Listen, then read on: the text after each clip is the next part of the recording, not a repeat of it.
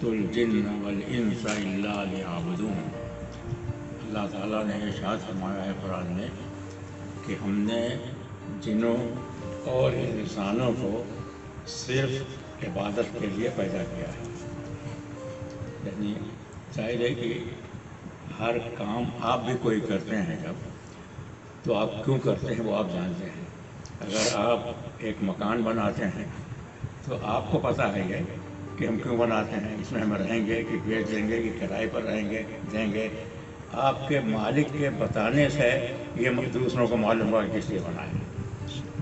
تو مالک نے جب سب کو بنایا، کائنات بنائی، انسان بنایا، سب کو بنایا، تو یہ وہی بتائے گا کہ ہم نے کیوں پیدا کیا، کیوں بنایا۔ اس کی ذمہ داری اس کی ہے۔ آدمی اپنی زندگی کا مقصد خود نہیں متعین کر سکتا۔ خود زندگی کا مقصد کا مطلب یہ نہیں ہے کہ آپ نے تجارت کرنا ہو جائے، یہ مقصد نہیں ہو، یہ تو زندہ رہنے کے لیے ہے۔ یہ تجارت ہوئی، پیشہ ہوا، کوئی کیا ہوا، کس لیے ہے؟ یہ اس لیے ہے تاکہ زندہ رہیں، زندہ رہنے کے لیے ہے۔ تو زندگی کا مگر کوئی مقصد اور ہونا چاہیے۔ زندگی کا مقصد وہ نہیں ہے کہ تجارت کرنا، کھیتی کرنا، کیا اس کا مقصد زندگی ہے۔ زندگی کا مقصد کوئی اور چیز ہے۔ تو جو مقصد ہوگا وہ اس سے زیادہ، اس شے سے زیادہ بلند ہوگا، اس کا مرتبہ زیادہ ہوگا۔ کھیتی کرتا ہے تو کھیتی کرنے والے کا مرتبہ جو ہے کھیت سے زیادہ ہوگا، یہ ہے نا۔ اسی طرح سے زندگی کا جو مقصد ہوگا وہ ظاہر ہے کہ اس سے زیادہ ہوگا، اور یہ وہی بتائے گا جیسے پیدا کیا، جس نے بنایا۔ یہ ذمہ داری اس کی ہے، اس نے بتایا۔ اور جنوں کو صرف اللہ کی عبادت کے لیے بنایا۔ اللہ کی عبادت کا مطلب کیا ہے؟ کہ اللہ کے بتائے ہوئے طریقے پر چلنا ہے۔ اس کو اللہ تعالیٰ خود نہیں آئے گا بتانے کے لیے۔ ظاہر ہے کہ چونکہ انسانوں کو جنوں کو بتانا ہے تو انسانوں ہی میں سے کسی کو سنے گا، یہ بتائے گا کہ یہ انسان میرا نائب ہے، یہ میں نے اس کو مقرر کر دیا ہے اپنی جگہ پر، اس کا کہا ہوا میرا کہا ہوا ہے، اور اس کے اوپر وہ فرشتوں کے ذریعے سے جس سے چاہے وہ اس کو بتاتا ہے، ادا کرتا ہے، تاکہ تمام انسانوں کو بتائیں کہ تمہیں کیسے کیا کرنا ہے، کس چیز میں۔ تو ہر چیز کے بارے میں ہمارے ہاں وہ چیزیں سب موجود ہیں۔ آج انسان مسلمانوں کو اپنے نفس کے اوپر، اپنی ساری چیز کے اوپر نہیں چھوڑا گیا ہے۔ اللہ تعالیٰ نے ہر چیز کے لیے اس کو راہ راست بتا دیا ہے، راہ بتا دی ہے کہ تمہیں کیسے کیا کرنا ہے، جس کو ہم فقہ کہتے ہیں۔ قرآن ہے، اس کے بعد حدیث ہے، پھر فقہ ہے۔ یہ اسی لیے ہے کہ آدمی جو ہے بھٹکے نہیں، خود سے نہیں کرنا ہے کہ ہم کیسے کیا کریں۔ اور جو اختلافات ہوتے ہیں، مثلا جیسے ہے کہ اتنے ہمارے ہاں فرقے ہو گئے، اتنے بنے، یہ شافعی ہیں، یہ حنفی ہے، کیا ہیں، یہ اختلافات نہیں ہیں۔ یہ ایک طرح کی اللہ تعالیٰ کی رحمت ہے۔ رحمت اس لیے ہے کہ اختلاف، بنیادی اختلاف کوئی نہیں ہے۔ سب مانتے ہیں کہ قرآن ایک کتاب، اللہ کی کتاب ہے۔ سب کا یقین رسول کے اوپر ہے، سب کا یقین قیامت پر ہے، آخرت پر ہے، جنت دوزخ پر ہے۔ کوئی چیز، بنیادی چیزوں میں کوئی اختلاف نہیں ہے۔ اب صرف بعض چھوٹی چیزوں میں اس میں بھی حکمت ہے کہ مثلا ہاتھ ایسے باندھ کر کے یہاں شافعی پڑھتے ہیں نماز، حنفی یہاں پڑھتے ہیں، تو حضور صلی اللہ علیہ وسلم نے سب طریقے سے پڑھی ہے نماز۔ وجہ اس کی یہ ہے کہ آدمی کے اندر ایک بھول کی بھی صفت رکھی ہوئی ہے۔ اب کسی نے حضور صلی اللہ علیہ وسلم کو نماز پڑھتے ہوئے دیکھا، ایسے آتے آتے کچھ بھولے پڑھنے، ہاتھ ایسے رکھا تھا کہ ویسے رکھا تھا۔ ہمارے ہاں روز کا تجربہ ہے، یہاں لوگ آتے ہیں، کچھ باتیں ہوتی ہیں، سن کے جاتے ہیں، سینے سے اترتے جاتے جاتے کچھ آج ہی بھول جاتے ہیں۔ تو بھولنا جو ہے انسان کی فطرت بنائی گئی ہے، بھول۔ جب یہ بھول ہے تو اس وجہ سے حضور صلی اللہ علیہ وسلم نے بھی کئی طرح سے نماز پڑھی، تاکہ اگر وہ کوئی بھول بھی ہو جاتا ہو، کچھ کیا ہو جاتا ہو، تو سب کی نماز صحیح ہو جائے۔ عقیدے میں تو کوئی اختلاف ہے نہیں، کوئی پتھر تو پوچھتا نہیں، نہ کوئی چاند سورج آج پوچھتا ہے۔ عبادت صرف اللہ کی ہوتی اور تقلید سے حضور صلی اللہ علیہ وسلم کی ہے، انہی کے طریقے پر چلنا ہے، کرنا ہے، وہ سب ہوتا ہے یہ۔ لیکن آدمی کی فطرت جو ہے، چونکہ اس میں یہ بتایا ہے کہ بھولنے کی ہے، تو اس سے بچنے کے لیے کہ عبادت میں کوئی کھوٹ نہ پیدا ہونے پائے، اس میں وہ معلوم ہے کہ اختلاف ہوتا ہے، تو ایسا نہ ہو کہ اختلاف کی وجہ سے ایسا ہو جائے کہ غلط ہو جائے۔ اختلاف ہے اگر تو انہوں نے کہا بھائی ہم نے ایسے دیکھا تھا نماز یہاں پڑھتے ہوئے، وہ بھی ٹھیک ہے، انہوں نے کہا نہیں ہم نے ایسے دیکھا تھا، وہ بھی ٹھیک ہے، لیکن جنت و دوزخ ہے، سب ہر چیز پر نبی ہے، سب ہر چیز پر کوئی وہ نہیں ہے۔ تو یہ جو فقہی اختلاف جو ہے یہ نعمت ہے، تاکہ اس اختلاف کی وجہ سے یہ نہ ہو کہ بندہ عمل کرنے سے مجبور ہو جائے۔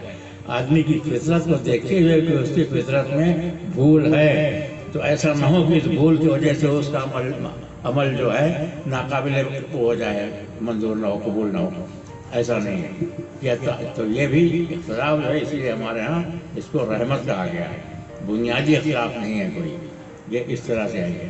اب اس میں جب تو خیر بتایا گیا ہے کہ وہ جو ہے وما خلقت الجن والانس الا ليعبدون، اس لیے بنایا ہے کہ اللہ تعالیٰ ہی نے پیدا کیا، تو وہی بتا سکتا ہے کہ ہم نے کیوں پیدا کیا، اور اس نے بتایا، پھر قرآن آیا، اللہ کے رسول کو بھیجا، بتا کے سب کچھ کیا۔ اب میں اس وقت کیونکہ رمضان کے مہینے میں یہاں کچھ شورٹ باتیں کچھ کر رہا ہوں، تو ظاہر ہے کہ انہی سب باتوں میں سے ایک بات جو ہے رمضان کی بھی ہے، تو تھوڑا کچھ اس کے بارے میں پیدا کروں گا، کوئی نئی بات نہیں ہوگی، آپ سب جانتے ہیں، لیکن یہ ضرور ہے کہ یہ ایک طریقہ جو ہے جو کچھ بھی کیا گیا ہو، یہ آدمی کو ستھرا کرنے کا، آدمی کے اخلاق کو درست کرنے کا، اس کی برائیوں کو کم سے کم کرنے کا کچھ ایک ایسا طریقہ بتایا گیا ہے سماجی طور پر، ایک آدمی کے لیے نہیں بلکہ سارے سماج کے لیے، سارے مسلمانوں کے لیے یہ ہے، تاکہ سب ایک طریقے پر رہیں، ایک طریقے پر چلیں گے، تو اس سے یہ ہوگا کہ ان کے اندر کچھ نہ کچھ سدھار ہوگا، کچھ نہ کچھ جو ہے کہ برائیاں کم ہوں گی۔ چنانچہ ایسا ہوتا ہے، کچھ بھی کیسا ہی آدمی کیوں نہ ہو، رمضان کے مہینے میں کچھ نہ کچھ صدقات، کچھ نہ کچھ غریبوں کی مدد، کچھ نہ کچھ وہ کھانا کھلانا، پلانا، بلکہ اس طرح سے حکومت کا بہت بڑا بوجھ ایک مہینے کے لیے مسلمان کم کر دیتے ہیں، ان کو اس کو بھی ہلکا کر دیتے ہیں، کسی طرح سے بھی وہ کچھ نہ کچھ کر کے دوسروں کی مدد کر کے، اس طرح سے وہ اخری ثواب جو ہے وہ تو ہے ہی ہے، کیونکہ اسلام میں جو کام بھی کیا جاتا ہے وہ اللہ کی رضا کے لیے کیا جاتا ہے۔ یہاں دیکھا نام پیدا کرنے کے نہیں ہے کہ الیکشن میں لوٹ لینا ہے اس لیے بانٹنا ہے، یہ نہیں کرنا ہے، یہاں تو صرف اللہ کو خوش کرنے کے لیے کر رہا ہے غریب کو۔ اور اس مدد میں یہ بھی نہیں دیکھا جاتا کہ ہندو ہے یا مسلمان ہے یا کیا ہے کیا نہیں، یہ انسان ہے، بھوکا ہے، اس کو کھلانا ہے، یہ نہیں دیکھا جائے کہ خالی مسلمان ہے جو اس کو کھلانا ہے، ہندو ہے تو کچھ نہیں، اس میں کچھ نہیں، جو کچھ بھی ہوتا ہے جس کے لیے جو بھی مجبور ہے، جو کچھ کیا ہے، سب کی مدد کرنا، جس طرح کی مدد ضرورت ہو سب کچھ کرنا، اور مسلمان یہ کرتا ہے۔ اس گئے گزرے دور میں بھی زیادہ ہے جب بھی ہم کہتے ہیں کہ ہم بھائی اسلام پر ہمارا عمل پورا پکے مسلمان نہیں ہیں، لیکن دوسری قوموں کے مقابلے میں پھر بھی زیادہ ہے کہ ہم ان کے لیے جو کام کرتے ہیں، ان کے لیے جو کچھ کرتے ہیں، پھر بھی اس سے زیادہ ہوتا ہے۔ زکوٰۃ کا نظام ایسا ہے کہ اب جس کی وجہ سے دیکھیے کہ آدمی جو ہے وہ مجبور ہے کہ اتنا اسے کے لیے دینا چاہیے۔ یہ دیکھ کر کے آج کل انگلینڈ میں کیا کیا کہ وہ کچھ کرتے ہیں کہ بھائی کچھ غریبوں کے لیے کچھ کرنے کے لیے کچھ رکھو، بکس رکھتے ہیں، اس میں جمع، اس میں کرو، کیا کرو، مگر اس میں اور اس میں بہت فرق ہے، کیونکہ یہاں جو ہے اللہ کا حکم ہے اور ایک رقم متعین ہے، اس سے کم نہیں ہونی ہے، اور وہ حساب سے جو دینی ہے، اور وہ صرف اللہ کے نام پر غریبوں کی مدد کے لیے۔ یہ ایک ایسا نظام ہے کہ اس کی جتنی بھی تعریف کی جائے وہ کم ہے۔ آدمی اس کی کہیں کسی اور مذہب میں، کسی سیاست میں، کسی حکومت میں، کسی گورنمنٹ میں اس طرح کا کوئی ایسا نظام نہیں ہے جس میں جو اس طرح سے ہے کہ جو صاحب نصاب ہیں وہ 2.5% کے حساب سے رقم جمع کر کے اور غریبوں پر وہ تقسیم کرتا ہے۔ جب خلافت تھی تب اس وقت بیت المال ہوتا تھا، اس وقت خلیفہ کے وہ ہوتی تھی کہ وہ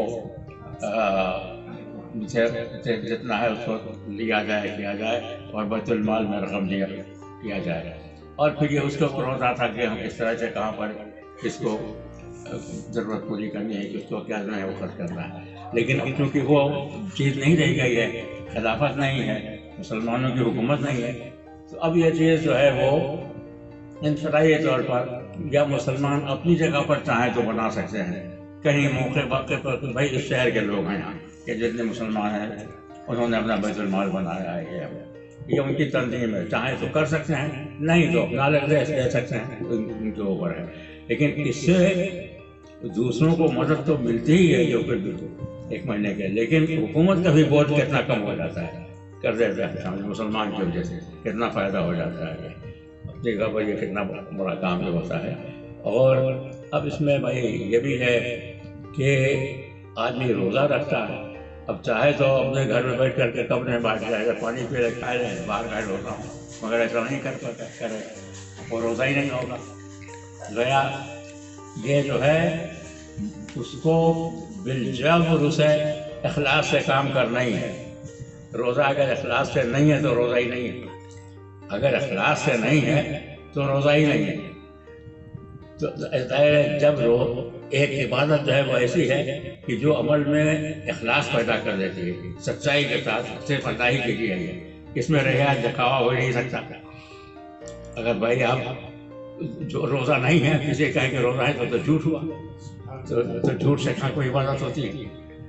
تو یہ ایک ایسی عبادت ہے کہ جو آدمی کے اندر سچائی، بے ریائی، اخلاص، سینسیئرٹی پیدا کر دیتی ہے کہ یہ چاہیے، اور اس کی وجہ سے کوئی دوسرے اعمال میں بھی یہ چیز پیدا ہو سکتی ہے کہ بھائی بے ریائی ہو، سچائی ہو، اس کے ساتھ اس سے اللہ کے لیے ہو، تو اللہ کی رضا کے لیے ہر کام کرنے کے لیے تیار کرتا ہے، یہ ایک تیاری ہوتی ہے، اور اس کا اثر جو ہے چاہے کچھ بھی ہو، ہمارے اندر کتنی برائیاں پیدا ہوتی ہوں، کچھ بھی ہوں، لیکن کوئی نہ کوئی طرح سے ہر آدمی کے اندر کچھ نہ کچھ ایسی ہے کہ اچھائی اور اچھا نیک کام کرنے کی بہرحال صلاحیت ہوتی ہی ہے کچھ نہ کچھ، اور دوسروں کے مقابلے میں بہتر ہوتا ہی ہے چاہے کچھ بھی، اگر وہ روزہ ہے، اور اگر روزہ نہیں بھی ہو تو کم سے کم روزے کا، رمضان کا احترام کرتا ہو۔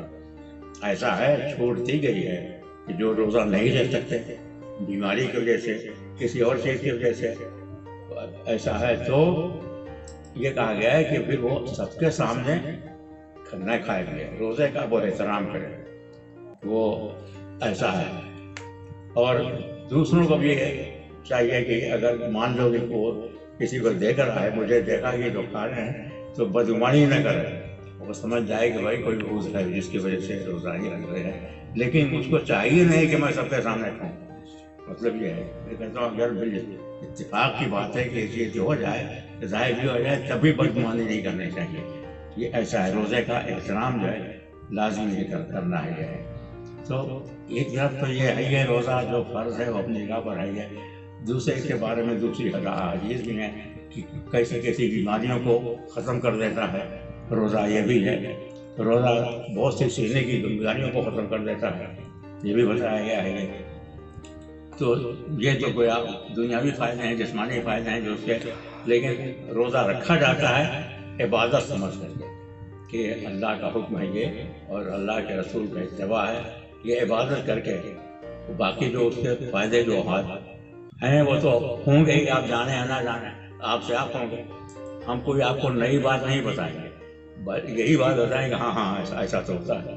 اگر ہم نے یہ کہا کہ آدمی جو ہے اس میں کچھ نہ کچھ جو ہے نیک کام کرتا ہے یا کچھ غریبوں کے لیے کچھ کرتا ہے، کچھ کیا ہے، تو کوئی ہمیں یہ بات تو نہیں بتائی، ہم جو بتائیں جو آپ جانتے ہیں وہی ہم بتاتے ہیں، اور کوئی آپ کو نئی بات بتائے گا نہیں، صرف اتنا ہی ہوگا کہ آپ وہ کام کرتے ہیں، آپ کی طرف کچھ آپ کی توجہ اس پر نہیں ہوتی، ان سب کو جمع کر لیا جائے، فائدہ کیا آ جائے گا تو سب سمجھ جائے گا ہاں بھائی سب فائدہ تو اتنا فائدہ تو ہے روزے سے اتنا ہوتا ہے، یہ تو سمجھا ہم نے۔ اب اس میں اور بھی چیزیں ہیں، کچھ عبادت بھی زیادہ کی گئی ہے، مثلاً ثوابی ہوتی ہے، ثوابی اگرچہ فرض نہیں ہے مگر یہ کہ اس کی جو ہے تعریف بہت آئی ہے اس کی، ویسے رمضان میں تو ہر نیکی کا 100 گنا ثواب ملتا ہے، اس سے بھی زیادہ ثواب ملتا ہے، وہ اللہ تعالیٰ نے کہا ہے کہ یہ میرے ذمہ ہے، میں جتنا چاہوں ثواب میں میرے ذمہ ہے، اس کی کوئی حد نہیں ہے، کچھ جو کچھ بھی دے۔ لیکن ویسے بھی ہے تراویح پڑھنے کے لیے گیا 20 رکعت نماز پڑھی بدن ہلکا ہو گیا وہ فائدہ تو ہوگا ہی، لیکن یہ کہ وہ اس لیے نہیں جاتا بلکہ اس لیے عبادت سے بڑھ کر کے جاتا ہے کہ جتنی زیادہ عبادت ہو جائے اتنی اچھا ہے، کیونکہ ہر نیک کام کا اجر 10 گنا سے لے کے 100 گنا بلکہ اس سے بھی زیادہ ملتا ہے۔ تو رمضان میں ہر آدمی کچھ نہ کچھ تو نیکی جو ہے وہ اس طرح سے کر لیتا ہی ہے، چاہے کتنا ہو، ان پڑھ ہو چاہے وہ ہو، امیر ہو غریب ہو کیا ہو، وہ کچھ نہ کچھ تو یہ کر ہی لیتا ہے۔ افطار کرانا اس کا بہت بڑا ثواب آیا، کسی کو افطار کرا دینا روزے کا، ایک کھجوری سے صحیح 2 کھجور سے صحیح، اس کا بھی بہت بڑا ثواب آیا۔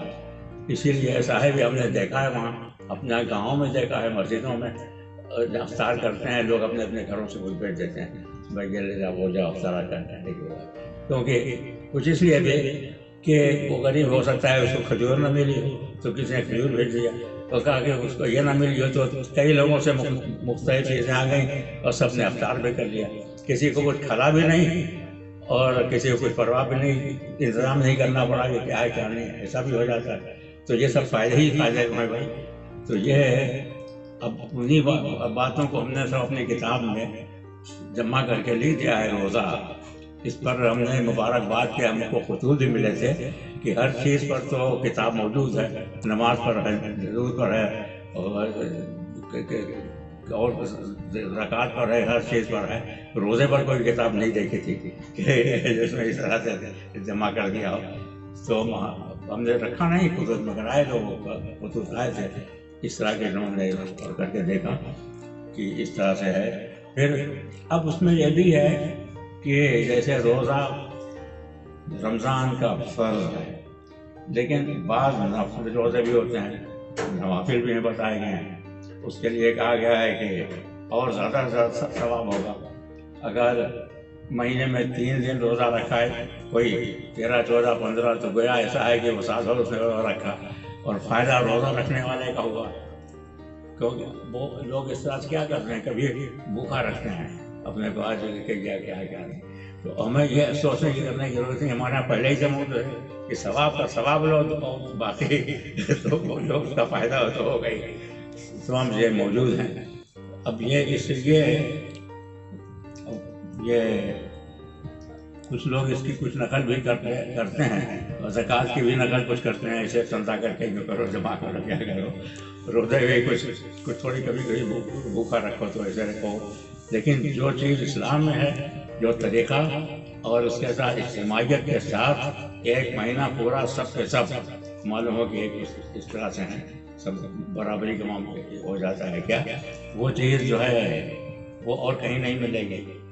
یہ جو اس طرح سے اسلام میں ہر چیز جو ہے ریاضت، عبادت اور جو اس کی نماز، ایک دفعہ امریکہ سے کتاب آئی تھی میرے پاس، نماز پڑھنے کا فائدہ، اس میں لکھا تھا کہ رکوع کرنے سے جھکتا ہے تو کیا فائدہ ہوتا ہے صحت کو، اور سجدے میں جاتا ہے تو کیا فائدہ ہوتا ہے، اور ایسے، اور یہ فائدہ تو صحیح ہے کہ دماغ تک دوران خون بہت اچھا جاتا ہے، یہ سب باتیں ہیں یہ، مگر اس کے لیے نہ اسلام نے اس کو بتایا گیا، نہ یہ عبادت سمجھ کے ہم کرتے ہیں، جو فائدہ ہے وہ تو آپ سے آپ آئے گا ہی، میں نے اس کو پھر پھینک دیا کہ کہیں ایسا ہو کہ لوگ یہ سمجھنے لگیں کہ اس سے یہ فائدہ ہے اس لیے کرو، عبادت کا طلب نکل جائے، یہ بہکانے کے لیے ہی تھی، یہ تھا بہکانے کے لیے کہ یہ سمجھنے لگے کہ نماز نہیں پڑھ رہے ہیں بلکہ اس سے فائدہ ہوگا، یہ کر رہے ہیں تو نماز کا فائدہ نہیں ہوگا۔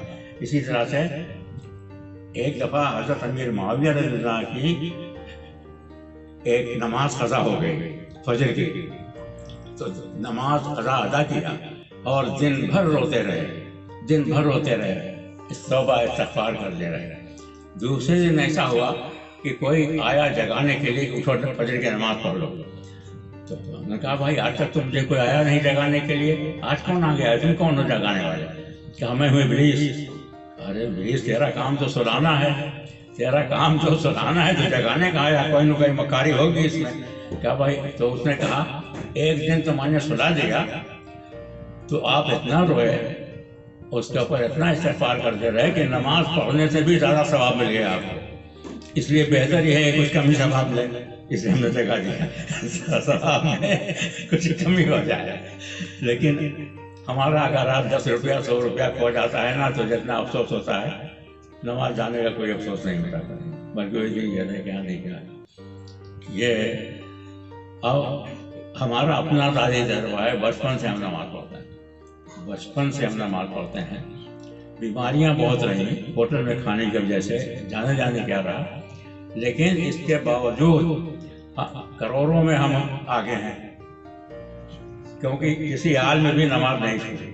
اس نماز کی وجہ سے ہمارا وقت بچتا رہا. پابندی کرنے کی وجہ سے ایسا ہوا کہ ہمارا وقت جو ہے اور بچتا رہا کہ ہم جو کچھ ملا ہم اسٹڈی کے اوپر, اپنے مطالعے کے اوپر, کتب بینی کے اوپر سر کریں تو کیا کریں اس طرح سے.